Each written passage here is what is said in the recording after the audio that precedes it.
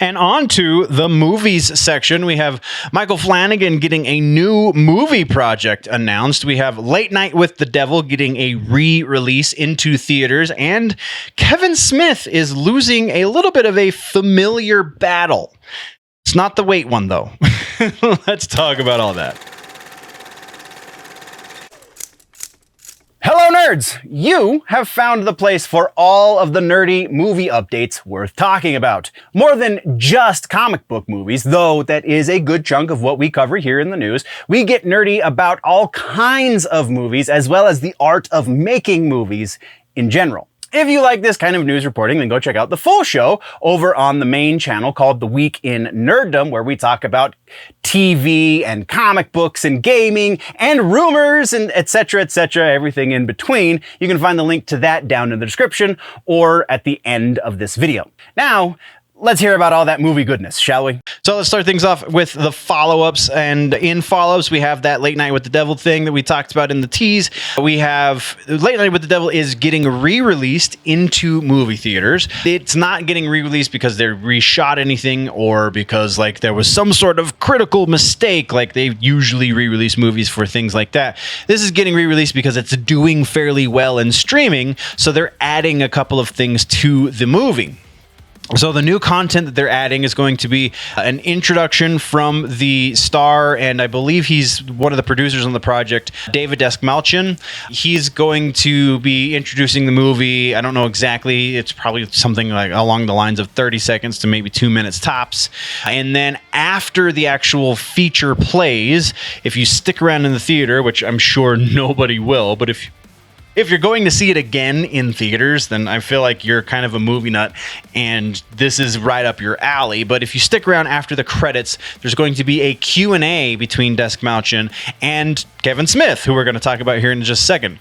This actually started on the 6th of this month, so just the day after our last episode. So I did not see an end date as to when this is going to come out of theaters, so it's entirely possible that this has already been removed from theaters for the second time. But if you can find it in your area, I feel like that's worth rewatching that movie. And it's a pretty decent horror movie. Like for modern horror, it's not bad. But that's the only follow-up we had. No corrections. Let's talk now about the regular news. This week in the regular-ass news, starting us off, we have a new Mike Flanagan movie has been announced, and that movie is the next Exorcist movie. Mike Flanagan has been brought in to direct the next installment. So they are not actually going to move forward with David Gordon Green's trilogy. They're canning the original trilogy idea from the last Exorcist movie because it did horribly, and they're bringing in kind of the go-to guy right now for horror besides James Wan, and that is Mike Flanagan. If you're looking for like legit horror, Mike Flanagan's the dude. If you're looking for a modern jump scare horror, then that's when you go to James Wan. But yeah, so pretty awesome. That's all we really know about the project right now. So let's move right along. And we're talking next about the 4:30 movie, which is the next movie from Kevin Smith. Now, Kevin Smith just did the podcast, what is it, Inside of You with Lex Luthor. I can't think of his name. But he just did the Inside of You podcast, and he's talking about specifically about the 4:30 movie, and it just got a rating. So the 4:30 movie is done. He made it. It's ready to be rolled out. And so he sent it to the MPA board, and the MPA sent him back and said, all right, this is getting an R rating. So with a little bit behind the scenes action, when a director or whoever made the movie, the production company, whatever, sends a movie to the board to get a rating, if they were aiming for a specific rating, then they can appeal the rating from the board without changing anything and kind of plead their case, which Kevin Smith has done a number of times. He had to get his original movie, Clerks, he had to talk down from an NC-17. Zack and Miri Make a Porno was also an NC-17 originally, and without changing anything. He didn't cut any content to get those down. He just kind of argued his case. Jersey Girl, I'm pretty sure, was an R rating originally, and he talked that down to the PG-13 that he got. And I think Yoga Hosers something a little bit more recent. He talked down the rating as well. So this is something that he's done before, but it sounds like he did not win this time around, and it is going with the R rating unless he wants to cut some sort of content from the movie. Though it sounds like, because this is going to be a movie that deals primarily with teenagers, and the reason it got the R, and apparently what they told him too is there's a difference in R ratings. So, because his argument was like, this is a movie about kids who are kind of foul-mouthed and make obscene jokes, but really nothing more than you can catch on like basic cable anymore. So he doesn't understand why he got the R rating.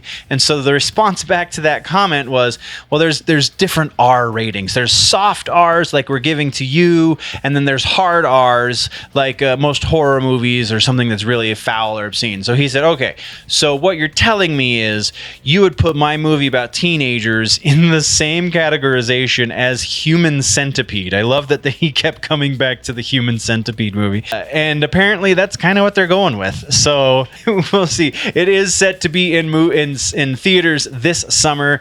Distribution from Saban Films, just like the Clerks 3 movie got. So probably he'll be doing a tour again to promote it. Though I would imagine it will be more a promotion through his theater that he owns up in Jersey, the Smodco Theater.